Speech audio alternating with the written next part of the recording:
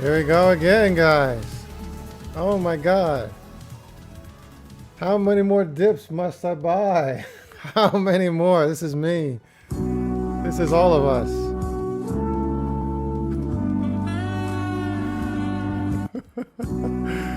Yeah, man. Here we go again. So, we are fearful. We are red. We are in the gutter. Billy Bong, what's going on? What's going on? It's one of those days again. It's nuts. This is what I was saying yesterday. I was saying this is not going to be sustained because the markets were rallying at a time where they were rallying for news that, I don't know, it was really all the same thing. The tariffs on China at the time we thought were going to be 125%, but they really were. So this morning we found out that it really was 145%. So that pushed things down even further. And we still got the blanket tariffs of 10% across the board for everyone. So it really wasn't so much good news. And then we still got to deal with this 90 days down the road. Now, of course, there could be some good deals made between now and then. Yeah, but I think for the most part, we wouldn't be dealing with this thing, we wouldn't be dealing with this all over again in 90 days. And we just got this stuff with China going on. Now we have to replace not only the manufacturing of the products that we're buying from China. I don't think that part is bad, but the worst part is that we have had manufacturers over here and farmers and so on that were exporting to China, and they were buying, let's say, like soy farmers. China was buying like $15 billion a year from soy farmers, for example. I just learned in the U.S.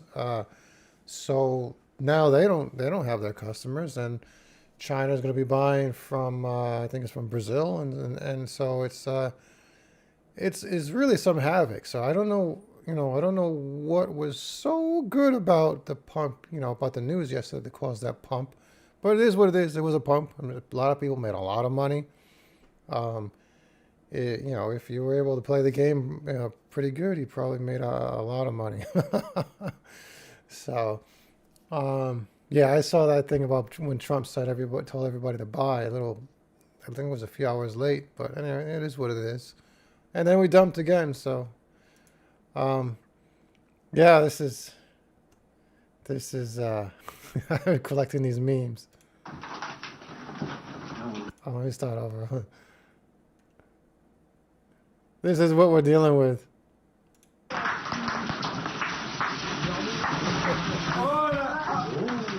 Oh.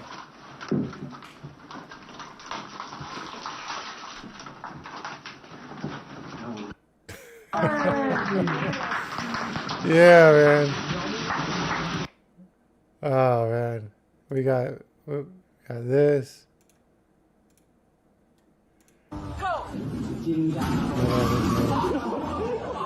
Yeah, but we're dealing with this like every single day. Like every day. I love this one. Hold up. Refresh it because it doesn't start off.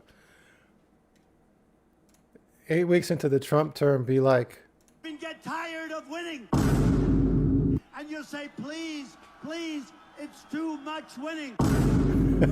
We can't take it anymore, Mr. President, it's too much. And I'll say, no, it isn't. We have to keep winning. We have to win more.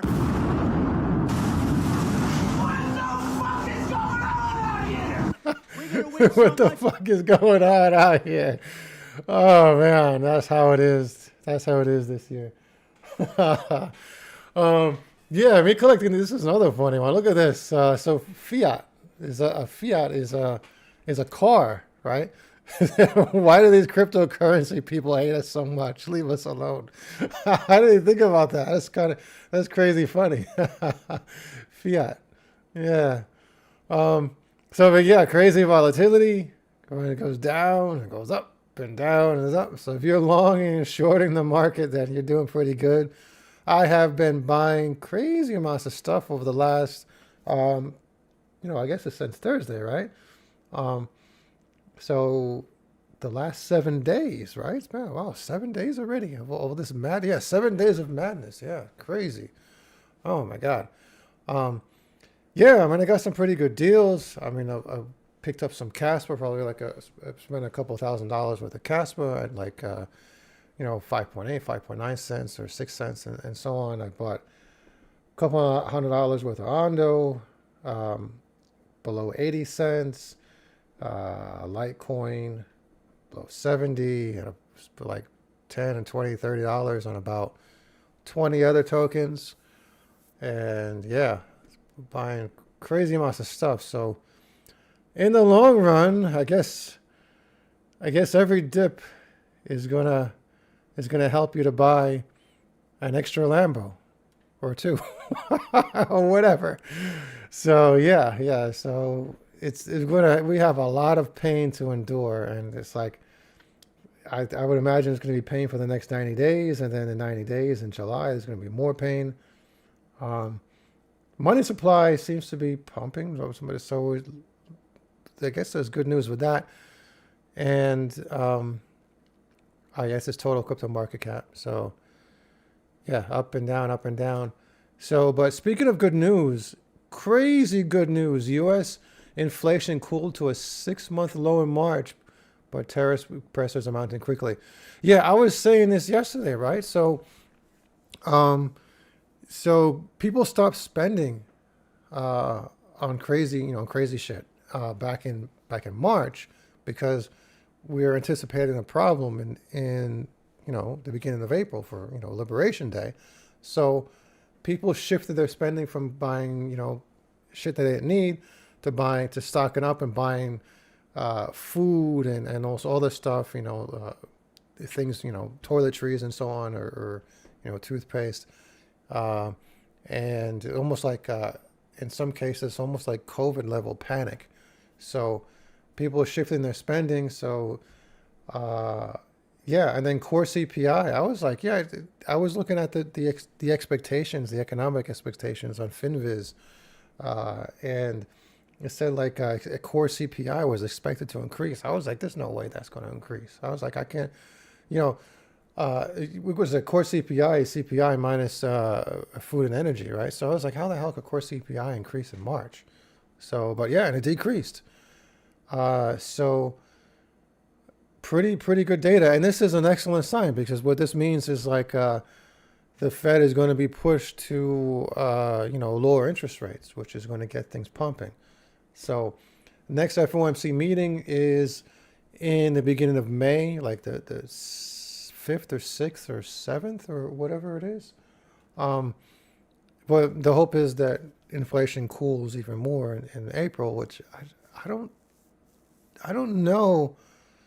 It still could, because of all the panic and the stuff, like it's going to similar to March. But then we have the situation where there are cheap goods from China are not going to be flowing into the U.S. And is the question, like, people are saying that prices are going to go up, inflation is going to go up because people are going to be buying goods from the U.S. that are more expensive. But I don't think it's like that at all. I think it's quite the opposite. I think that people are scared and they're going to be buying less overall. So if they're going to buy a $5 piece of nonsense, for $5, for $5, or they're going to spend more for $7 for the same piece of nonsense, they would just choose not to buy it at all. I mean, it's like, why would I, it's like, I'm terrified of losing my job. Why would I spend like 20 or 30% more on this other item when, I might as well just not even buy it. So that's what I think was going to go on with inflation. So I think, fingers crossed, that we got some good stuff, some good times ahead, especially next FOMC meeting in May when the Fed meets. But yeah, right here, sharply cooling to an annual rate of 2.4% in March from 2.8% in February. Man. So yeah, it's crazy bullish, this news. This is awesome. Absolutely awesome. What else we got going on? Let's watch this right here. It's a crypto wall. So this is really good news right here. So today, Bitcoin struggles to hold on to yesterday's rebound. Senate confirms President Trump's pro-crypto nominee Paul Atkins as SEC chair. And Catherine Dowling, general counsel at Bitwise, reacts to Atkins' confirmation and recent regulatory advancements on Capitol Hill.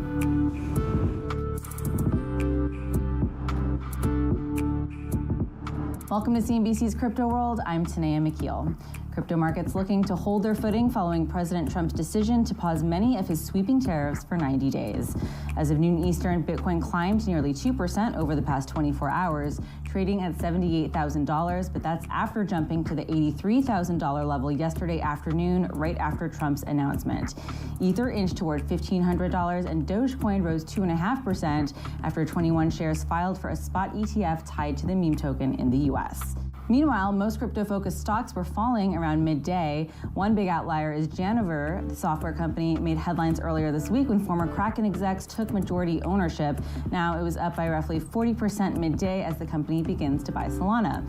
And taking a look at Jack Dorsey's Block for a moment, shares of the company fell by more than 7% after it reached a $40 million settlement with New York state regulators. The Department of Financial Services accused the payments firm of failing to comply with money transmitter and virtual currency regulations.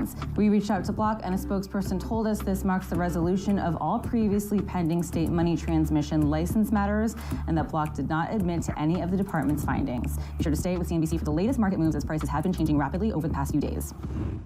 All right, let's talk about the top stories. President Trump's pro-crypto nominee for SEC chair, Paul Atkins, got the green light from the full Senate. The upper chamber confirmed his nomination in a 52-44 vote yesterday evening. Atkins, widely viewed as a champion of crypto, is expected to be friendlier toward the industry compared to his predecessor, Gary Gensler, whose approach of regulation by enforcement made him...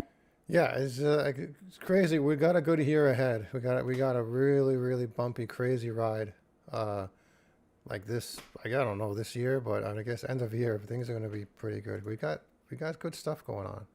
An adversary of the crypto world. During his opening testimony before committee last month, Atkins said he will work with SEC commissioners and Congress to build a crypto regulatory framework. Atkins is a former SEC commissioner and was tapped by President Trump for the position in December. Sticking with the SEC, OpenSea is urging the regulator to rule out NFT marketplaces from its purview. The NFT platform penned a letter to Commissioner Hester Peirce, who heads the SEC's crypto task force, proposing, quote, the SEC clearly states that NFT marketplaces like OpenSea do not qualify as exchanges under federal securities laws. The letter argues that by definition, OpenSea is neither an exchange nor a broker. It also adds that classifying it and similar NFT marketplaces as securities exchanges or brokers would be regulatory overreach should the commission conclude that some NFT transactions constitute securities. This comes as good news all around. Imagine how it would be if Kamala, yeah, I wouldn't want to think. It's nuts.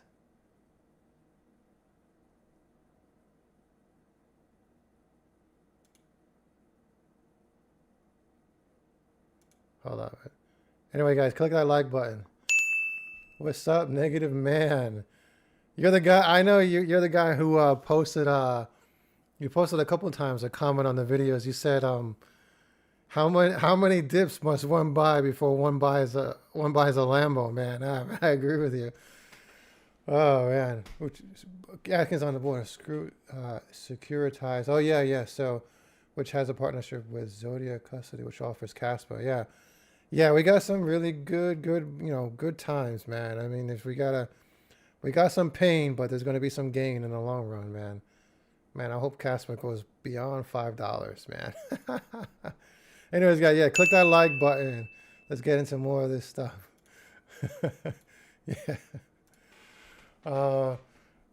This is crazy. See, I always complain about the user experience of Instagram on desktop. I can't bring it back. So, but yeah.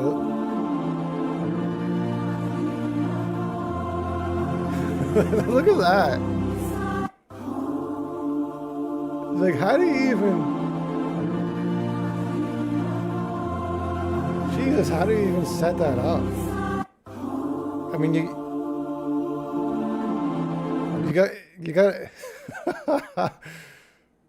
like, you got to cash out a whole Bitcoin to even buy all that equipment and then pay somebody to set that up. But that's crazy, man. It's like a dream. Yeah, here's another funny. Yeah, let me don't have time. You took trading serious in where boss, where? 2025. Go buy coffee. Go buy coffee. You work here? Yes, I'm the owner. You own this? Yes, I do. What is most expensive? What is your budget?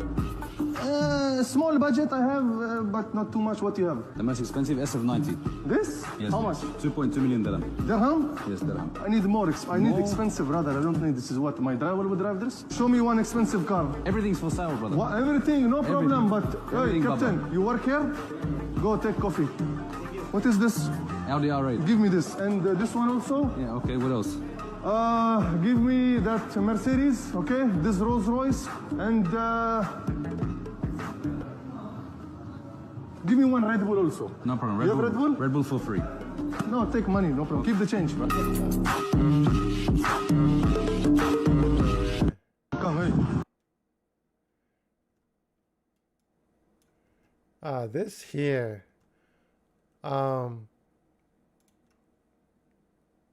Yeah, this is yeah,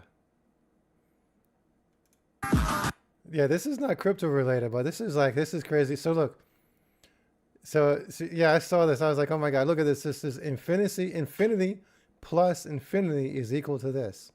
Now look what happened. Look what he does. Like, you guys can think what does he do here?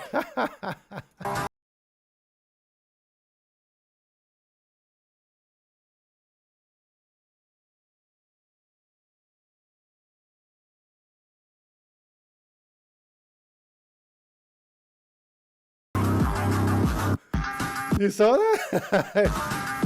It's like, I was like, oh my God, when I saw that. Oh man, we put it at 8 plus 8 is equal to 16 sideways. 8 plus 8 sideways is equal to 16. Anyways, guys, that is that. Yeah, keep buying that dip. You know, I mean, keep buying up. I bought a shiny new coin in my community. If you want, if you want to know what it was, join my community.